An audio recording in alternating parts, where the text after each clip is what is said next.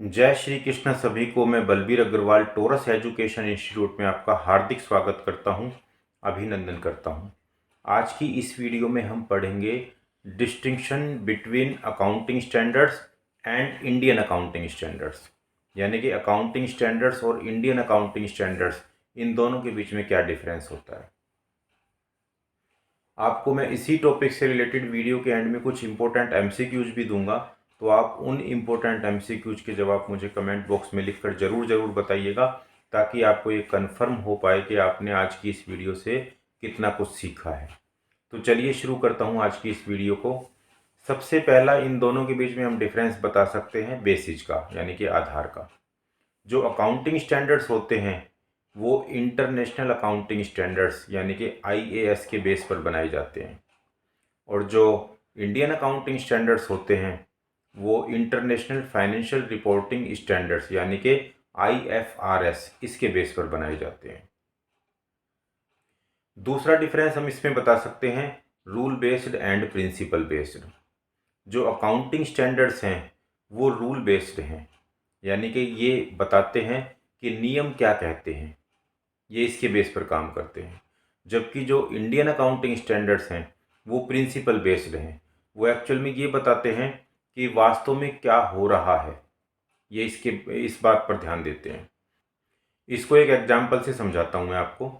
मान लीजिए कि किसी एग्ज़ाम में पास होने के लिए 33% मार्क्स की ज़रूरत है और किसी बच्चे के 32% मार्क्स आते हैं, यानी कि 1% मार्क्स कम आते हैं। तो अकॉर्डिंग टू अकाउंटिंग स्टैंडर्ड्स उसको फेल कर दिया जाएगा, क्योंकि नियम 33% पे पास होने का है, जबकि उस बच्चे के 32% आए हैं। 1% कम आने की वजह से रूल के अकॉर्डिंग उसको फेल कर दिया जाएगा।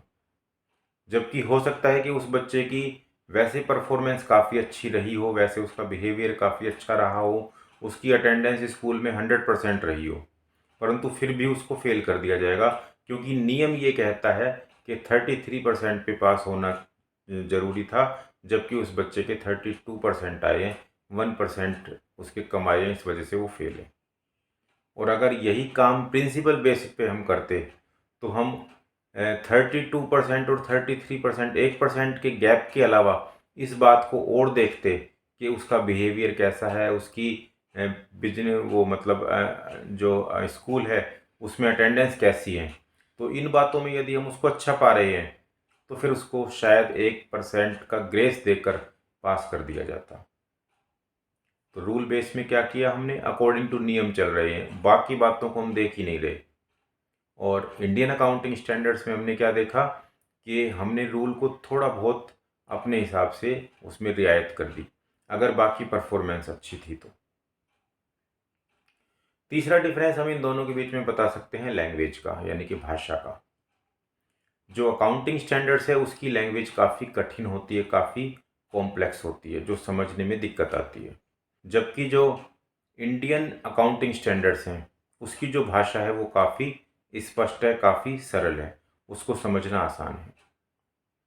चौथा डिफरेंस हम दोनों के बीच में बता सकते हैं fair value of the assets, यानी कि संपत्ति का उचित मूल्य।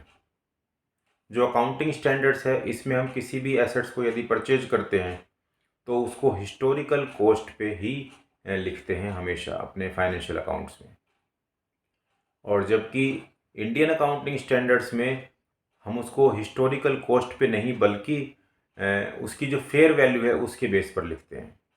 फॉर एग्जांपल मान लीजिए हमने किसी एसेट्स को 20 लाख रुपए में परचेज किया, तो वो उसकी हिस्टोरिकल कॉस्ट है। बाद में हो सकता है कि उसकी वैल्यू बढ़ के 50 लाख हो जाए, परंतु हम फिर भी उसको 20 लाख रुपए की ही दिखाएंगे अकाउंटिंग स्टैंडर्ड्स में। तो और यदि हम इंडियन अकाउंटिंग स्टैंडर्ड्स की बात कर रहे हैं तो हम उसकी फेयर वैल्यू दिखाएंगे, मतलब आज की इसकी वैल्यू अगर 50 लाख रुपए की है तो हम उसको 50 लाख रुपए की ही शो करेंगे। तो इसकी वजह से क्या होता है कि हमारे बिजनेस की जो रियल पोजीशन है वो निकल के सामने आती है, जबकि अकाउंटिंग स्टैंडर्ड्स में रियल पोजीशन सामने नहीं आ पाती, इसी वजह से। पांचवा डिफरेंस हम दोनों के बीच में बता सकते हैं trust and Reliance bye international investors, यानी कि जो विदेशी निवेशक हैं उनका विश्वास कैसा है। तो अकाउंटिंग स्टैंडर्ड्स पर विदेशी जो निवेशक हैं, जो फॉरेन इन्वेस्टर्स हैं, उनका विश्वास थोड़ा कम होता है, जबकि इंडियन अकाउंटिंग स्टैंडर्ड्स पर उनका विश्वास थोड़ा ज़्यादा होता है। इसको एक एग्जांपल से समझते हैं। मान लीजिए दो कंपनियां हैं, एक ए लिमिटेड एक बी लिमिटेड। ए लिमिटेड सपोज कीजिए अकाउंटिंग स्टैंडर्ड्स को फॉलो करती है, तो इन्वेस्टर्स जो होंगे, ये फॉरेन इन्वेस्टर्स, वो उस पर थोड़ा कम भरोसा करेंगे। जबकि जो बी लिमिटेड है वो इंडियन अकाउंटिंग स्टैंडर्ड्स को फॉलो करती है, इसलिए जो फॉरेन इन्वेस्टर्स होंगे वो उस पर ज़्यादा भरोसा करेंगे। सिक्स्थ, हम इन दोनों के बीच में डिफरेंस बता सकते हैं यूनिफॉर्मिटी का, यानी कि एक रूपता का। जो अकाउंटिंग स्टैंडर्ड्स हैं उनकी यूनिफॉर्मिटी इंडियन अकाउंटिंग स्टैंडर्ड्स की तुलना में कम होती है, और जो इंडियन अकाउंटिंग स्टैंडर्ड्स हैं उनकी यूनिफॉर्मिटी अकाउंटिंग स्टैंडर्ड्स की तुलना में ज़्यादा होती है। जैसे मान लीजिए हमारे कई देशों में बिजनेस है, भारत में है, सिंगापुर में है, दुबई में है, इस तरह से कई देशों में हमारा बिजनेस है। तो अकाउंटिंग स्टैंडर्ड्स की वजह से जो फाइनेंशियल रिपोर्टिंग है वो हो सकता है अलग अलग बनानी पड़े हमें, तो इस वजह से यूनिफॉर्मिटी नहीं आ पाएगी अकाउंटिंग स्टैंडर्ड्स में। जबकि इंडियन अकाउंटिंग स्टैंडर्ड्स में ऐसी कोई प्रॉब्लम नहीं आएगी, इसलिए वहाँ पर यूनिफॉर्मिटी ज़्यादा होगी, एक रूपता ज़्यादा होगी।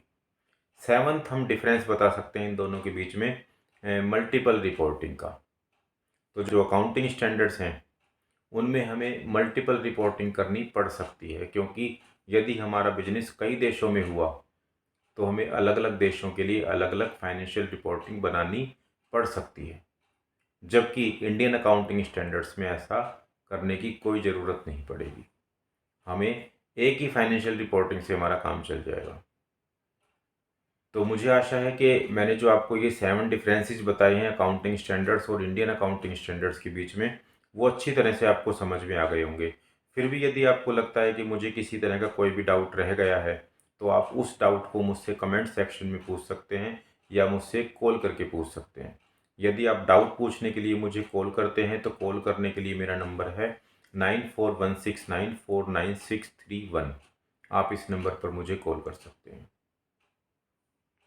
अगर आपको आज की ये वीडियो अच्छी लगी है तो आप जितना ज़्यादा हो सके इसे शेयर कीजिएगा, इसे लाइक कीजिएगा, और यदि आप चैनल पर नए हैं तो चैनल को सब्सक्राइब ज़रूर कर लीजिएगा, ताकि आने वाली हर वीडियो का नोटिफिकेशन आपको टाइम टू टाइम मिलता रहे। आप मुझे कमेंट करके ये ज़रूर बताइएगा कि आप ये वीडियो कहाँ से देख रहे हैं। और जो शुरू में मैंने आपको वीडियो के शुरू में बताया था कि मैं आपको इस वीडियो के एंड में कुछ इंपॉर्टेंट MCQs दूंगा, तो वो इंपॉर्टेंट MCQs ये रहे आपके सामने।